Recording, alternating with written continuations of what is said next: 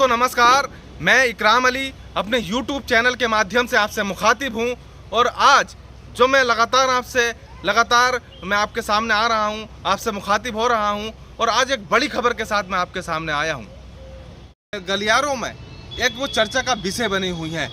कल राहुल गांधी जी ने एक बयान दिया है, उसमें उन्होंने कहा कि हमने उत्तर प्रदेश के चुनाव के वक्त हमने सुश्री मायावती जी से एक मैसेज दिया था, एक संदेश दिया था उनको कि आप हमसे अलायंस करिए और आप जो है उत्तर प्रदेश में मुख्यमंत्री बनिए, हम आपको। लेकिन उनकी तरफ से कोई जवाब ही नहीं आया, उन्होंने कोई जवाब ही नहीं दिया और ऐसा लग रहा था कि हमें तो कि मायावती जी ने चुनाव ही नहीं लड़ा, क्योंकि मायावती जी की कहीं रैलियां नहीं दिखी गई, नहीं कोई उनके कार्यकर्ताओं को जोश देखा गया। क्योंकि मायावती जी, उन्होंने एक जगह ये भी कहा कि मायावती जी ने सीबीआई और ईडी के डर से चुनाव लड़ा ही नहीं, क्योंकि वो चाहती नहीं है भाजपा से हम मुकाबला करें। कि उन्होंने एक बात और कही कि काशीराम जी की मैं रिस्पेक्ट करता हूं, यानी कि कदर करता हूं, इज्जत करता हूं मैं उनकी। उन्होंने उत्तर प्रदेश में दलितों की आवाज़ को उठाने का काम किया था, लेकिन मायावती जी नहीं चाहती कि दलितों की आवाज़ को उठाया जाए और उत्तर प्रदेश में उनके लिए भी कोई नई से नई बात सामने लाई जाए। और इसी क्रम में मायावती जी ने एक पलटवार करते हुए उन पर एक आरोप भी लगाए हैं। उन्होंने, मैं आपको पढ़ के सुनाना चाहूँगा, उन्होंने क्या कहा है। कांग्रेस नेता राहुल गांधी का मायावती के साथ गठबंधन करने पर सीएम बनने का ऑफर देने को लेकर दिया गया बयान सियासी हलके में काफ़ी चर्चा में है। ऐसे में सवाल उठ रहा है कि आखिर क्यों बसपा प्रमुख ने राहुल गांधी के इस ऑफर को ठुकरा दिया।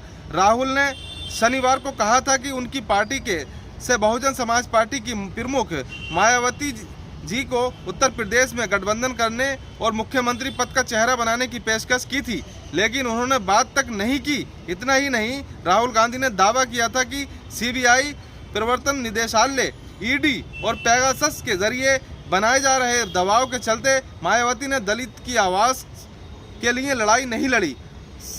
साथ ही उन्होंने भाजपा को खुला रास्ता दे दिया। राहुल के सीबीआई, ईडी के डर आरोपों को लेकर मायावती ने सीधे सीधे कुछ भी नहीं कहा, लेकिन गठबंधन के ऑफर पर उन्होंने राहुल गांधी को अपना घर संभालने की सलाह भी दे डाली। उन्होंने कहा पहले अपना घर संभालिए, बाद में किसी दूसरे पर आरोप लगाइए। मायावती ने कहा कि राहुल गांधी ने यह बयान उनकी पार्टी की छवि को खराब करने के लिए दिया है। इन सब के बावजूद ये सवाल उठता है कि क्या वास्तव में यूपी में मायावती अगर कांग्रेस के साथ मिलती तो उन्हें फ़ायदा होता या नुकसान।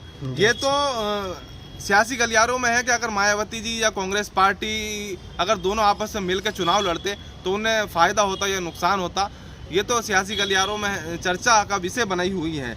और दूसरी तरफ लिखा उन्होंने, यूपी में इस बार हुए विधानसभा चुनाव में बसपा को 12.88% वोट मिले, वहीं कांग्रेस को महज 2% 33% वोट उनको कांग्रेस पार्टी को मिला। ऐसे में दोनों दलों के वोट शेयर को मिला दें तो ये सिर्फ 15 ही परसेंट बैठ रहा है। लगातार विधानसभा चुनाव में उनको 57% उम्मीदवारों की जमानत जब्त हो गई। ऐसे में बसपा को कांग्रेस से हाथ मिलाने का फ़ायदा मिलना तो मुश्किल ही था। खास बात है कि कांग्रेस भले ही राष्ट्रीय पार्टी हो, लेकिन यूपी में वोट प्रतिशत के मामले में उसकी हैसियत छोटे राष्ट्रीय लोक दल से भी छोटी है।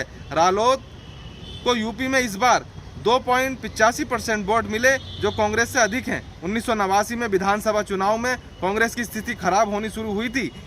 इसी समय से बसपा का यूपी में राजनीति में धीरे धीरे प्रभाव बढ़ना शुरू हो गया था।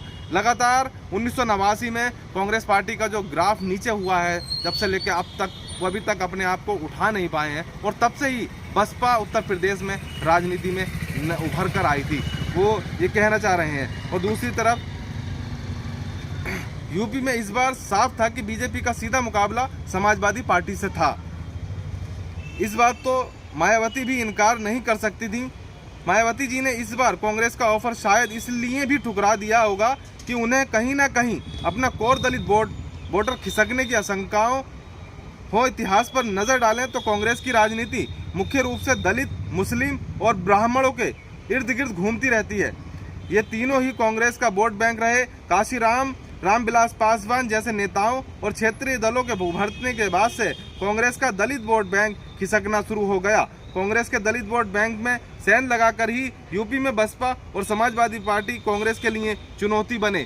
लगातार कांग्रेस पार्टी ने और समाजवादी पार्टी ने लगातार और उधर बसपा ने, क्योंकि दलित वोटों के सहारे जो है उत्तर प्रदेश में नई राजनीति उभर का आई, सपा हो या बसपा हो, क्योंकि इन्होंने तमाम ही छोटे जातियों की राजनीति की, और दलित हो, ब्राह्मण हो और मुस्लिम, क्योंकि कांग्रेस के पास एक वोट बैंक माना जाता था, ब्राह्मण, मुस्लिम और दलित। उन्होंने उसमें ये भी कहा कि कांग्रेस के लिए चुनौती बने। ऐसे में राजनीति विश्लेषकों का मानना है कि यदि बीएसपी से हाथ मिला के भी कांग्रेस लेती तो उसको कोई फायदा तो नहीं मिलता, बल्कि उनका अपना वोट बैंक कांग्रेस को ज़रूर शिफ्ट हो जाता। उनको ये डर था कि कहीं अगर हम अलायंस कर लें तो हमारा जो दलित वोट बैंक है वो कहीं कांग्रेस की तरफ शिफ्ट ना हो जाए और आने वाले टाइम में हमें दलित जो है कांग्रेस की तरफ ना चला जाए, ये उनका कहना था।